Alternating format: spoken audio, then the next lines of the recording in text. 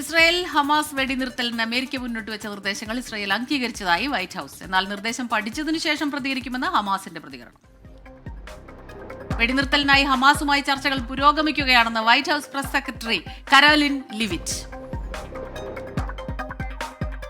വ്യാപാര യുദ്ധത്തിന് പിന്നാലെ ചൈനീസ് വിദ്യാർത്ഥികൾക്ക് വിസ നിഷേധിക്കുന്നതിൽ ന്യായീകരണവുമായി അമേരിക്കയിലെ ക്യാമ്പസുകളെ ചൈനീസ് സ്വാധീനത്തിലാക്കാൻ ശ്രമം നടക്കുന്നതായി സ്റ്റേറ്റ് സെക്രട്ടറി മാർക്കോ റൂബിയോ പറഞ്ഞു. വിസ പരിശോധനകൾ കർശനമാക്കാനും ട്രംപ് ഭരണകൂടം നിർദ്ദേശം നൽകി.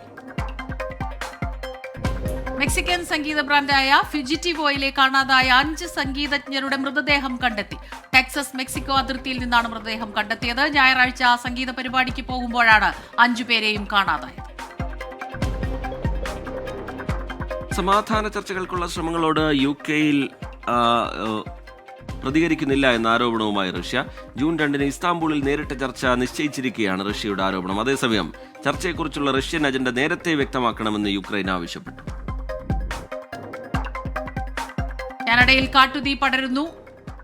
സസ്കാച്ചൻ മേഖലയിൽ പടർന്ന കാട്ടുതീ മറ്റ് പ്രവിശ്യകളിലേക്ക് കൂടി വ്യാപിക്കുകയാണ്. ഇതിനോടകം 17,000 ആളുകളോട് മാറി താമസിക്കാൻ നിർദ്ദേശിച്ചിട്ടുണ്ട്. 4,000 പേരെ മാറ്റി പാർപ്പിച്ചെന്നാണ് വിവരം.